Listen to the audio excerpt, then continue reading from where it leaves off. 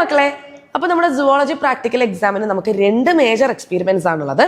അതിലൊന്ന് blood സ്മിയറിന്റെ slide preparation ആണ്. രണ്ടാമത്തത് ചീക്ക് എപ്പിത്തീലിയം അല്ലെങ്കിൽ ചീക്ക് സെല്ലിന്റെ സ്ലൈഡ് പ്രിപ്പറേഷൻ ആണ്. അപ്പൊ ഇതിൽ ഏതെങ്കിലും ഒന്ന് എന്തായാലും നിങ്ങൾക്ക് എക്സാമിന് ചോദിക്കും. 2 മാർക്കിന്റെ മേജർ എക്സ്പെരിമെന്റ് ആണ്. അതായത് നിങ്ങൾ ഒരു എക്സ്പെരിമെന്റ് ചെയ്യുന്നതിന് 1 മാർക്കും സ്കെച്ച് ആൻഡ് ലേബലിങ്ങിന് 1 മാർക്കുമാണ് വരുന്നത്. അപ്പൊ നിങ്ങൾ കൃത്യമായിട്ട് ഇതിന്റെ പ്രൊസീജിയർ പഠിച്ചു പോവുക. എക്സ്പെരിമെന്റ് ചെയ്ത് കാണിച്ചു കൊടുക്കണം. കൃത്യമായിട്ട് സെൽസ് ഒക്കെ മൈക്രോസ്കോപ്പിലൂടെ ഫോക്കസ് ചെയ്ത് കാണിച്ചു കൊടുക്കേണ്ടതായിട്ടുണ്ട്. സോ ഇത് വളരെ സീരിയസ് ആയിട്ട് തന്നെ കാണേണ്ട ഒരു എക്സ്പെരിമെന്റ് ആണ്. അപ്പൊ നമുക്ക് ഇന്ന് എന്ത് ചെയ്യാം, ബ്ലഡ് സ്മിയറിന്റെ സ്ലൈഡ് പ്രിപ്പയർ ചെയ്യാം. ഇതിനാവശ്യമായിട്ടുള്ളത് സ്ലൈഡ്സ്, അതായത് ഒന്നല്ല, ശ്രദ്ധിക്കുക, 2 സ്ലൈഡ് നമുക്ക് ഈ ഒരു എക്സ്പെരിമെന്റിന് ആവശ്യമുണ്ട്. പിന്നെ നമുക്ക് ബ്ലഡ് എടുക്കാൻ വേണ്ടിയിട്ട് എന്ത് വേണം, നമുക്ക് എന്തായാലും നമ്മുടെ ഫിംഗർ എന്ത് ചെയ്യണം, ഒന്ന് പ്രിക്ക് ചെയ്യണം, ഒന്ന് കുത്തണം അല്ലെ, നല്ല ബ്ലഡ് പുറത്തേക്ക് വരും. അപ്പൊ ഈ ബ്ലഡ് എടുക്കാൻ വേണ്ടിയിട്ട് നമുക്ക് വേണ്ടത് ലാൻസെറ്റ് ആണ്. ശ്രദ്ധിക്കുക, ഒരു ഫ്രഷ് പീസ് ഓഫ് ലാൻസെറ്റ് തന്നെ യൂസ് ചെയ്യുക. നിങ്ങളുടെ ഫ്രണ്ട്സ് ആരും ഉപയോഗിച്ചൊരു ലാൻസെറ്റ് നിങ്ങൾ ഉപയോഗിക്കാൻ പാടില്ല. എല്ലാവരുടെ കയ്യിലും ഒരു ഫ്രഷ് പീസ് ഓഫ് ലാൻസെറ്റ് ഉണ്ടാവണം. പിന്നെ നമുക്ക് സ്റ്റെയിൻ ചെയ്യാൻ ആവശ്യം ലീഷ്മാൻസ് സ്റ്റെയിൻ സൊല്യൂഷൻ ആണ്. അതായത് ബ്ലഡ് സ്മിയറിന്റെ സ്ലൈഡ് പ്രിപ്പറേഷൻ നമ്മൾ എപ്പോഴും യൂസ് ചെയ്യുക ലീഷ്മാൻസ് സ്റ്റെയിൻ ആയിരിക്കും. ഓക്കെ, അപ്പൊ നമ്മൾ ഇനി ആദ്യം ചെയ്യേണ്ടത് ഒരു സ്ലൈഡ് എടുക്കുക, എന്നിട്ട് ലാൻസെറ്റ് എടുക്കുക. ലാൻസെറ്റ് എടുത്തതിന് ശേഷം നിങ്ങൾ എപ്പോഴും ശ്രദ്ധിക്കേണ്ട ഒരു കാര്യം എന്ന് പറയുന്നത്, അതായത് പേടിക്കേണ്ട ആവശ്യമൊന്നുമില്ല. ചില ആൾക്കാർക്ക് ബ്ലഡ് ഒക്കെ കണ്ട തല കറങ്ങും. അപ്പൊ അതിന്റെ ആവശ്യമൊന്നുമില്ല. ഒരു ഡ്രോപ്പ് ഓഫ് ബ്ലഡ് മാത്രമേ നമുക്ക് ഈ ഒരു എക്സ്പെരിമെന്റിന് ആവശ്യമുള്ളൂ. അപ്പൊ നിങ്ങൾ എന്ത് ചെയ്യുക, സ്ലൈഡ് വെക്കുക. അപ്പൊ എപ്പോഴും ശ്രദ്ധിക്കേണ്ട കാര്യം എന്ന് പറയുന്നത്, നിങ്ങൾ ഈ ബ്ലഡ് എടുക്കാൻ യൂസ് ചെയ്യേണ്ടത് നിങ്ങളുടെ മോതിര വിരൽ നമ്മൾ പറയല്ലേ, റിംഗ് ഫിംഗർ തന്നെ ആയിരിക്കും. സോ എന്ത് ചെയ്യുക, നിങ്ങൾ നിങ്ങളുടെ റിംഗ് ഫിംഗർ തന്നെ ഈ ഒരു ബ്ലഡ് എടുക്കാനായിട്ട് യൂസ് ചെയ്യുക. ആദ്യം നിങ്ങൾ ചെയ്യേണ്ടത്, നിങ്ങളെ തമ്പ് വെച്ചിട്ട് ഈ ഒരു ഫിംഗറിന്റെ ഈ ഭാഗം നന്നായിട്ടൊന്ന് പ്രസ് ചെയ്യുക. സോ അവിടെ നല്ലോണം പ്രഷർ കയറും. അതുകൊണ്ട് തന്നെ നിങ്ങൾക്ക് ഇവിടെ നല്ല റെഡ് കളറിൽ ഫിംഗർ മാറുന്നതായിട്ട് കാണാൻ പറ്റും.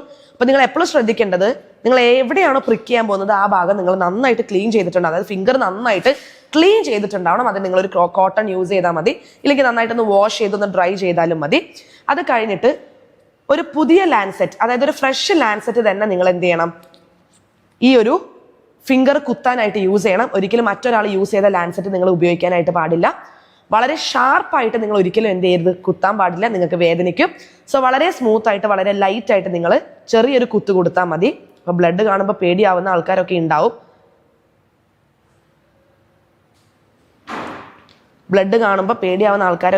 അപ്പൊ ആ ഒരു പേടിയുടെ ആവശ്യമൊന്നുമില്ല. നമുക്ക് എന്തായാലും ഡ്രോപ്പ് ഓഫ് ബ്ലഡ് കിട്ടും. ഓക്കെ, സോ നിങ്ങൾ എന്ത് ചെയ്യാന്ന് വെച്ചാൽ, നിങ്ങൾ സ്ലൈഡ് എടുക്കുക, നല്ല ക്ലീൻ ആയിട്ടുള്ള സ്ലൈഡ് എടുക്കുക. എന്നിട്ട് നിങ്ങൾ എന്ത് ചെയ്യുക, സെന്ററിൽ നിന്ന് വിട്ടിട്ട് നിങ്ങൾ എന്ത് ചെയ്യുക, ഈ ബ്ലഡ് സ്ലൈഡിന്റെ മേലെ ഇങ്ങനെ ആക്കി കൊടുക്കുക. ഒരിക്കലും സെന്ററിൽ ആക്കരുത്, കുറച്ച് വിട്ടിട്ട് വേണം നിങ്ങൾ ഈ ബ്ലഡ് ആക്കാനായിട്ട്. എന്നിട്ട് നിങ്ങൾ എന്ത് ചെയ്യുക, നെക്സ്റ്റ് സ്ലൈഡ് എടുക്കുക. നെക്സ്റ്റ് സ്ലൈഡ് എടുത്തതിന് ശേഷം ഒന്ന് പിന്നിൽ നിന്ന് മുന്നോട്ടേക്ക് വലിക്കുക. അപ്പൊ നിങ്ങൾക്ക് എന്ത് കാണാൻ പറ്റും, ഈ ഒരു സ്ലൈഡിൽ ഈ ബ്ലഡ് ഇങ്ങനെ പരക്കുന്നതായിട്ട് കാണാൻ പറ്റും. എന്നിട്ട് നിങ്ങൾ ഒട്ടും വെയിറ്റ് ചെയ്യാൻ പാടില്ല, പെട്ടെന്ന് ബ്ലഡ് ക്ലോട്ടായി പോകും. സോ അതിന്റെ മുന്നേ തന്നെ ഒരൊറ്റ വലി, അതായത് നിങ്ങൾ മുന്നോട്ടേക്ക് ഒരൊറ്റ വലി ഇങ്ങനെ കൊടുക്കണം. ഓക്കെ, അപ്പൊ നന്നായിട്ട് ഈ ഒരു ബ്ലഡ് പരക്കുന്നതായിട്ട് നിങ്ങൾക്ക് കാണാനായിട്ട് പറ്റും. എന്നിട്ട് ആ ഒരു ബ്ലഡ് പരന്ന സ്ലൈഡ് നിങ്ങൾ എന്ത് ചെയ്യുക, ജസ്റ്റ് ഒരു 2 മിനിറ്റ്സ് ഒന്ന് ഡ്രൈ ആവാനായിട്ട് വെക്കുക. ആ ബ്ലഡ് ഒക്കെ എന്ത് ചെയ്യണം, ആ സ്ലൈഡിൽ ഒന്ന് പറ്റി പിടിക്കണം. അതിന് വേണ്ടിയിട്ടാണ് നമ്മൾ ഡ്രൈ ആവാൻ വെക്കുന്നത്. ഓക്കെ, അപ്പൊ നന്നായിട്ട് ബ്ലഡ് ഡ്രൈ ആയി വന്നിട്ടുണ്ട്. ഇനിയാണ് നമ്മൾ എന്ത് ചെയ്യേണ്ടത്, നമ്മൾ ലീഷ്മാൻ സ്റ്റെയിന് ഇതിലേക്ക് ഡ്രോപ്സ് ആയിട്ട് ഇങ്ങനെ ഉറ്റിച്ചു കൊടുക്കേണ്ടത്.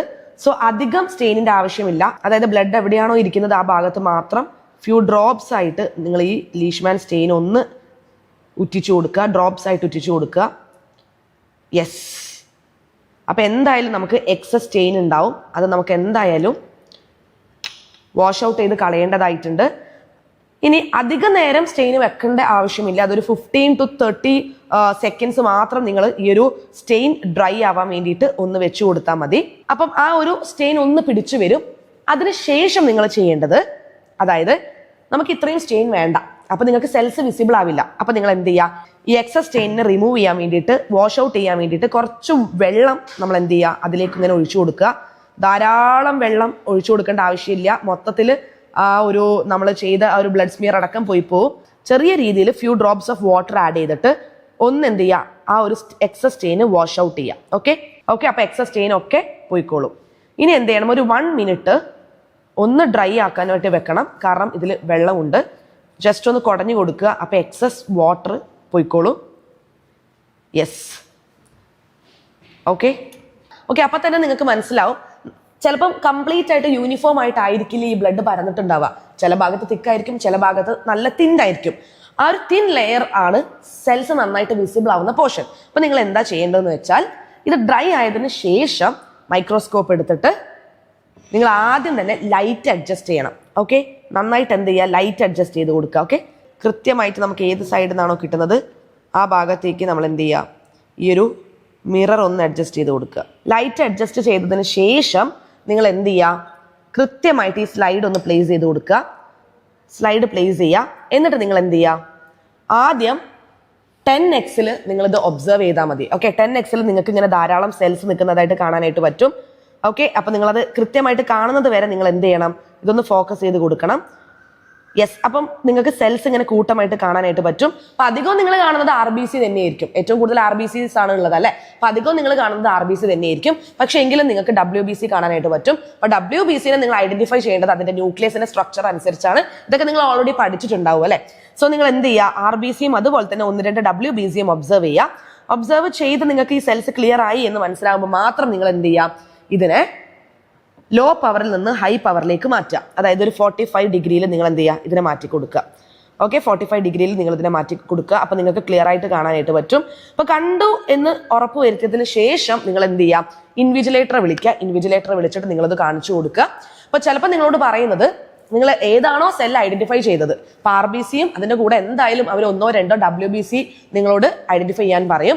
ആ ഐഡന്റിഫൈ ചെയ്ത സെൽസ് ഏതാണോ അതായിരിക്കും നിങ്ങളോട് സ്കെച്ച് ആൻഡ് ലേബിൾ ചെയ്യാൻ പറയാം.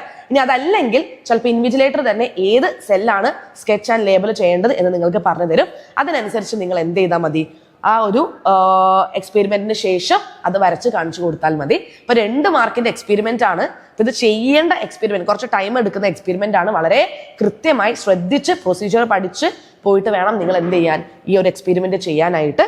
ഓക്കെ, അപ്പൊ നമുക്ക് ഇത്രയേ ഉള്ളൂ നമ്മുടെ ബ്ലഡ് സ്മിയറിന്റെ പ്രിപ്പറേഷൻ. അപ്പം നമുക്ക് ഇനി ഒന്നുകൂടി ഉണ്ട്, അതായത് ചീക്ക് എപ്പിത്തീലിയം അല്ലെ, അതുകൂടി നമുക്ക് എക്സ്പെരിമെന്റ് ആയിട്ട് ചോദിക്കാൻ ചാൻസ് ഉണ്ട്.